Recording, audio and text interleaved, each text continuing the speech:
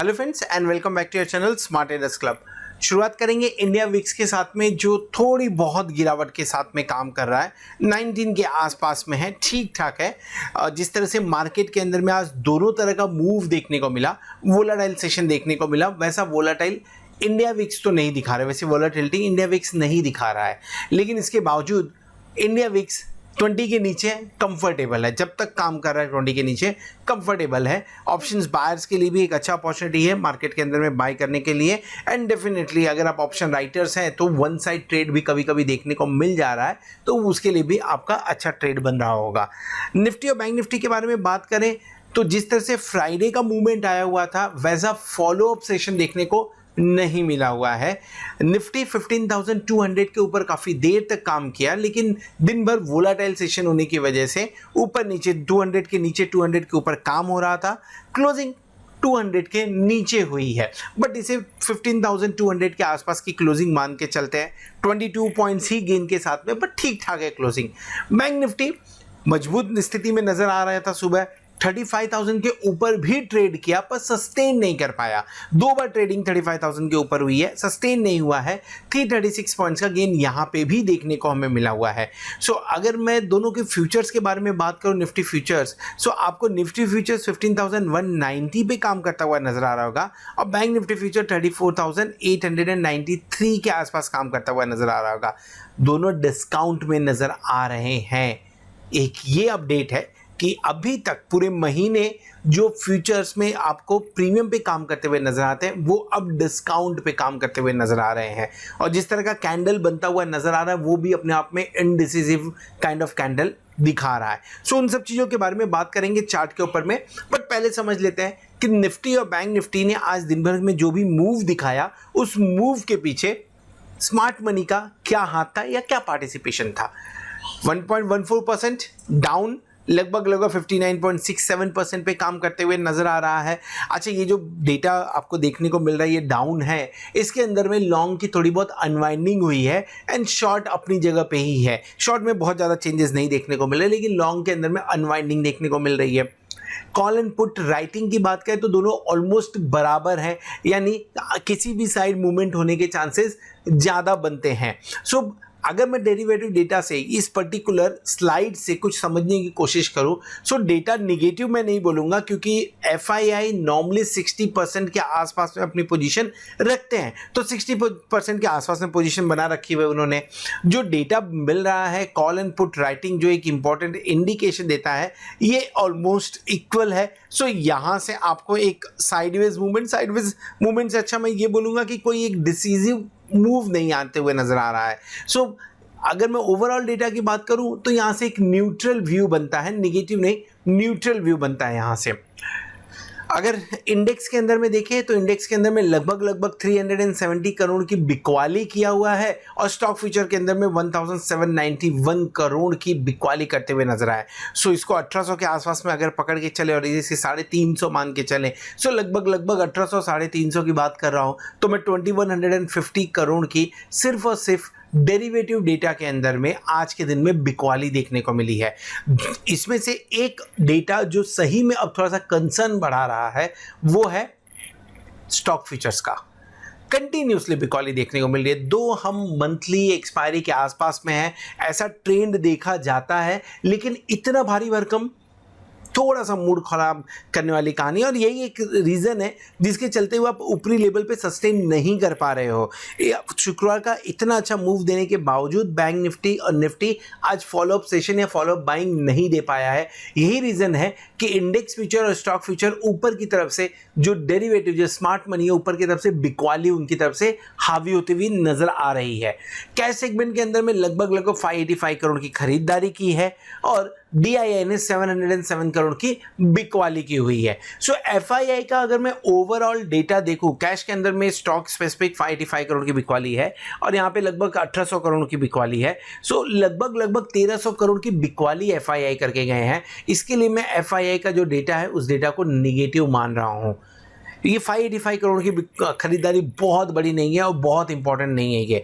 अगर यही 4 डिजिट में एक नंबर होता तो मानते थे कि चलो पहले से बढ़िया नंबर आए हैं, 4 डिजिट में है, तो एक पॉजिटिव इंडिकेशन दिख सकता था, लेकिन ऐसा कुछ भी नहीं है। DII जो पॉजिटिव था वो भी निगेटिव होता हुआ नजर आया। सो एक दिन की जो पॉजिटिव डेटा था आज उससे ज्यादा बिक वाली है, तो डेफिनेटली DII अभी भी निगेटिव मूड में DII भी चलते हुए नजर आ रहे हैं। अब आप पुट कॉल रेशियो देखिए, पुट कॉल रेशियो 1.30 के आसपास में आ गया, जो एक दिन पहले 1.38 के आसपास में था। कंफर्टेबल है, ठीक ठाक है, न्यूट्रल व्यू यहां से भी लेके चलते हैं। सो पूरा डेटा अगर समझने की कोशिश करेंगे, इंडिया विक्स ओवरऑल पॉजिटिव काम कर रहा है। इंडिया विक्स जो मार्केट के मूड माहौल को सेट करता हुआ नजर आ रहा है, पॉजिटिव इंडिकेशन वहां से आ रही है। FII की बात करें और DII की बात करें तो यहां से कुछ बढ़िया इंडिकेशन नहीं आ रहा है, निगेटिव इंडिकेशन यहां से आता हुआ नजर आ रहा है। अगर कैश सेगमेंट के अंदर में देखें तो कैश सेगमेंट के अंदर में बिकॉली DII की तरफ से हावी होती नजर आ रही है। अगर पुट कॉल रेशियो के बारे में बात करें तो पुट कॉल रेशियो आपको एक न्यूट्रल व्यू देता हुआ नजर आ रहा है। यानी इन सब डेटा के दम पे कल के दिन के हम शुरुआत तो करेंगे, global market definitely mood set करते हुए नजर आएंगे, लेकिन इन डेटा के दम पे हम ये बोले कि मार्केट बहुत अच्छा भाग जाएगा तो थोड़ा सा डाउट है, क्योंकि ऊपर के लेवल में अभी भी बिकवाली देखने को मिल रही है। जब तक FII और DII पॉजिटिव मूड में नहीं आते हैं तब तक आपको लाइफ टाइम हाई लगते हुए नजर नहीं आएगा। इनफैक्ट एक बार प्रॉफिट बुकिंग भी शायद देखने को मिल जाए। सो ओवरऑल कॉशियस व्यू के साथ में कल के सेशन में काम करना चाहिए। हमने आज के दिन में पोजीशन कौन सी बनाई थी? 35,000 का कॉल ऑप्शन बाय किया था। इनफैक्ट 34,700 800 का कॉल ऑप्शन बाय करने की कोशिश कर रहे थे, बट वो नहीं मिला रेंज में, तो 35,000 का कॉल ऑप्शन हमने बाय किया। लगभग 350 के आसपास में बाय किया हुआ था एंड 445 पे इसका stop loss TSL trailing stop loss hit होते हुए नजर आया। सो लगभग 27.14% प्रॉफिट यहाँ पे हमने बुक किया हुआ है। ओवरऑल सक्सेस रेशियो बढ़ के 74.92% पे है। इसका रीजन एक और है, एक जो कॉल हमने ओपन रख छोड़ी हुई थी 15,150 का कॉल ऑप्शन, ये 150 के आसपास में लिया हुआ था और आज 155 के आसपास में से स्क्वायर ऑफ कर दिया गया। दिन में 2 बार मौका दिया 155 के आसपास स्क्वायर ऑफ करने के लिए। रीजन बीइंग मूवमेंट नहीं दिख रहा था, और अगर आज भी इसे छोड़ते तो डेफिनेटली आपको ये काफी नीचे लेके जा सकता था, जैसा जो कि होते हुए हमें चार्ट पे नजर भी आया हुआ है। सो ओवरऑल जितने भी कॉल्स है सारे कॉल्स, अब एक भी कॉल्स ओपन नहीं है इनफैक्ट, एंड 74.92% के आसपास का सक्सेस रेशियो के साथ में काम हो रहा है। जो 25,000 से हमने जर्नी शुरू की थी वो आज के दिन में 7 लाख रुपीज, लगभग एक साल अभी नहीं हुआ, 11 महीने हुए, 11 महीने में 24,000 के 7 लाख रुपीज कन्वर्ट होते हुए नजर आ रहे हैं। सो अगर आप हमारे प्लेटिनम मेंबर्स हैं सो आपको ये सारे ट्रेड्स आपके मोबाइल पे या तो आपको व्हाट्सएप के मिल रहे होंगे लाइव मार्केट में, और अगर नहीं मिल रहे हैं तो आप 8291802926 पे कांटेक्ट कर सकते हैं, व्हाट्सएप भेज सकते हैं, या तो आप कॉल कर सकते हैं ताकि मेरी टीम आपको लाइव मार्केट में इन ट्रेड्स को आपके मोबाइल पे डिलीवर करने में हेल्प कर सके। चलिए आगे बढ़ते हैं, समझने की कोशिश करते हैं कि निफ्टी और बैंक निफ्टी ने चार्ट के ऊपर में किस तरह का पैटर्न बनाया है, और उस पैटर्न की वजह से आने वाले दिनों के अंदर में 1-2 दिन के अंदर में कौन से लेवल्स इंपॉर्टेंट हो सकते हैं, चार्ट के ऊपर समझने की कोशिश करेंगे।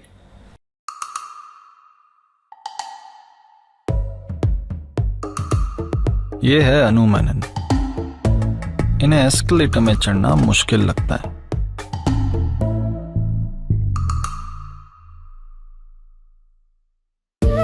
पर अब स्टॉक्स पे investing in stocks easy, stocks buy या सेल करो सीधे अपने फोन से। अब स्टॉक स्टार्ट करके देखो। Investment in securities market are subject to market risks. Read all the related documents carefully before investing. Welcome back, और इस वीडियो में हम डिस्कस करने वाले हैं बैंक निफ्टी के बारे में। निफ्टी का व्यू आपको ऑलरेडी शेयर किया हुआ है, ऊपर कार्ड पे क्लिक करके आप देख सकते हैं। नाउ फॉर द चेंज यहाँ पे आपको कुछ लेवल्स देखने को नहीं मिल रहा होगा। जस्ट यहाँ पे मैं इस ट्रायंगल के बारे में बात करना चाहता था जो आज दिन भर के अंदर में फॉर्म होते हुए नजर आया, और एंड में जाके ट्रायंगल ब्रेकआउट हुआ। ट्रायंगल ब्रेकआउट हुआ, अच्छे मूव्स दिया, मतलब ऑलमोस्ट अगर आप देखें तो आपको 34,800 से लेके 35,200 तक का मूव आधे घंटे के अंदर में, लेकिन उतना ही मूव आपको आधे घंटे में कम होता हुआ भी नजर आया। वोलेटाइल सेशन कहना इसे गलत नहीं होगा, लेकिन ट्रायंगल ब्रेकआउट किस तरह से होता है, अगर होता है तो किस तरह से इफेक्टिव होता है, उसका बढ़िया एग्जांपल आज हमें यहाँ पे देखने को मिला हुआ है। सो एक दिन पहले जो मूवमेंट हुआ था उस मूवमेंट में फॉलो अप बाइंग होनी चाहिए थी, जो देखने को नहीं मिली हमें आज के दिन में, लेकिन जो ट्रायंगल ब्रेकआउट था वो 35,200 तक जाते हुए नजर आया। क्लोजिंग लगभग 34,800 के आसपास की होते हुए नजर आ रही है।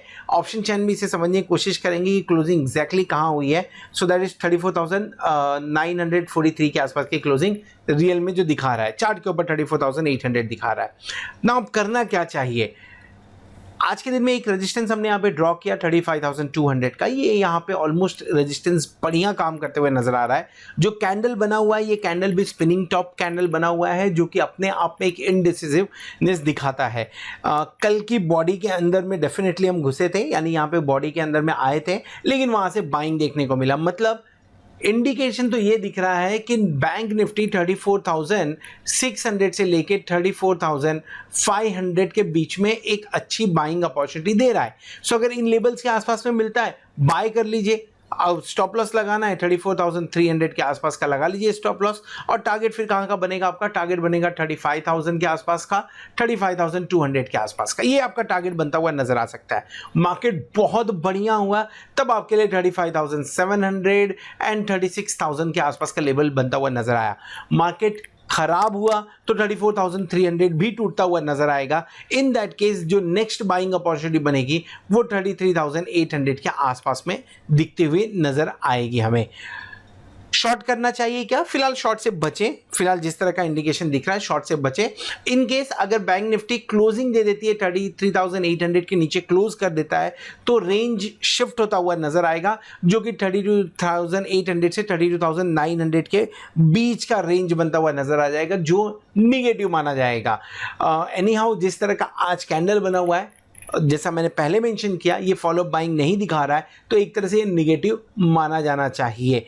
सो ओवरऑल जहां पे क्लोजिंग हुई है ये इंडिसिसिव है, लेकिन कल की क्लोजिंग बहुत इंपॉर्टेंट है। कल अगर 35,200 के ऊपर क्लोज कर जाते हैं तो हो सकता है एक्सपायरी तक 36,000 के लेवल्स दिख जाएंगे, और अगर कल 34,600 के नीचे क्लोज कर जाते हैं तो आपको 33,800 फिर से एक बार देखने को चार्ट पे मिल सकता है। ऑप्शन चैन में देख लेते हैं, क्लोजिंग हमने देख लिया ऑलरेडी, 34,943 के आसपास की है। सो 34,900 हमारा एट द मनी बनता है, लेकिन 500 का मल्टीपल नहीं है, तो हम 500 के मल्टीपल को इंपॉर्टेंस देते हुए 35,000 को एट द मनी लेके चल रहे हैं।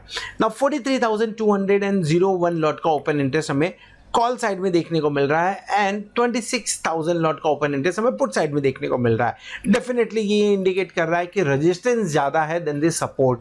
इसके अलावा थोड़ा ऊपर चलेंगे तो 30,260 लॉट का ओपन इंटरेस्ट हमें 35,500 पे, जो कि बहुत ज्यादा नहीं है इन कंपैरिजन में 36,000, 47,400 का ओपन इंटरेस्ट हमें 36,000 पे देखने को मिल रहा है। आज के दिन का जो एक्शन था, उस एक्शन की वजह से आपको शिफ्ट इन रेंज देखने को मिल रहा है। जो हाईएस्ट ओपन इंटरेस्ट था वो शिफ्ट होते हुए नजर आया है और वो 36,000 पे आ गया है। सो लगभग 1,000 पॉइंट नीचे क्लोज किए, तो डेफिनेटली ये बनता है एट द मनी के ऊपर में आपको अनवाइंडिंग देखने को मिले तो अच्छी बात है। अनवाइंडिंग होना भी चाहिए, कॉन्फिडेंस थोड़ा लोगों का हिलना भी चाहिए। जिस तरह से आपको 35,500 के ऊपर में कुछ खास सपोर्ट देखने को नहीं मिल रहा है, उसी तरह से 34,500 पे भी कुछ खास सपोर्ट देखने को नहीं मिल रहा है। नीचे की तरफ 34,000 पे 40,900 लॉट का ओपन इंटरेस्ट है, जहां पे आपको एक बार नीचे मिला तो सपोर्ट देखने को मिल सकता है। इसलिए उम्मीद की जा रही है कि अगर मार्केट 34,500 तोड़ता है तो 34,300, 34,200 के लेवल्स एक बार देखने को मिल सकते हैं। वहां से बाउंस बैक हो जाना चाहिए। मूड मॉल ज्यादा खराब हुआ तभी 34,000 टूटेगा, नहीं तो उसके टूटने के चांसेस कम है कल के दिन में एटलीस्ट। सो ओवरऑल अगर देखें तो ओवरऑल 34,000 से 36,000 के बीच में ही काम होता हुआ नजर आएगा। छोटा रेंज आपका 34,500 से 35,200 के बीच का है, और बड़ा रेंज जैसा मैंने बताया 34,000 से 35,000 के बीच, 36,000 के बीच का होता हुआ नजर आ रहा है। This is all about bank Nifty. बहुत ही क्लियर कट इंडिकेशन नहीं दिख रहे हैं यहाँ पे। जिस तरह की पोजीशंस बनी हुई है मंथली पोजीशंस के हिसाब से खास पोजीशन है भी नहीं है ये। यहाँ पे अगर आप नॉर्मल मंथली चेक करेंगे तो आपको 28,000 की जगह पे 43,000-45,000 लॉट देखे जाते थे। सो डेफिनेटली उतनी खास पोजीशन नहीं है, और अगर खास पोजीशन नहीं है तो जिस डायरेक्शन में मूव आएगा उस डायरेक्शन में 200-400 पॉइंट का मूव आ सकता है, उसके चांसेस बनते हैं, लेकिन वो टिकेगा इस पे बहुत बड़ा क्वेश्चन बनता है। सो अगर मार्केट गिरता है तो बाउंस बैक होने के पूरे चांसेस हैं, और अगर मार्केट ऊपर की तरफ जाता है तो नीचे गिरने के पूरे चांसेस बनते हैं। Profit booking, buy on dips, ये दोनों आपको कल के दिन में देखने को मिल सकता है। This is all about bank Nifty. Hope आपको वीडियो पसंद आया रहेगा। अगर वीडियो पसंद आया तो वीडियो को जरूर लाइक करिएगा, दोस्तों के साथ में शेयर करिएगा। At the same time thank you very much for watching this video. Hope अपने चैनल को सब्सक्राइब कर लिया रहेगा और साथ में आप प्लैटिनम मेंबरशिप का भी बेनिफिट ले रहे होंगे। होप आने वाला वीक, आने वाली एक्सपायरी आपके लिए जोरदार हो और आप खूब सारा पैसा कमाए। Good night. ट्रेडिंग की दुनिया तेज करने आ गया है अपस्टॉक्स। बेहतरीन ट्रेडिंग प्लेटफॉर्म्स के साथ पाएं मुफ्त डिलीवरी निवेश। इंस्टेंट अकाउंट के लिए अपस्टॉक्स ऐप डाउनलोड कीजिए। सिक्योरिटीज मार्केट जोखिमों के अधीन है, कृपया निवेश संबंधित दस्तावेज ध्यान से पढ़ें।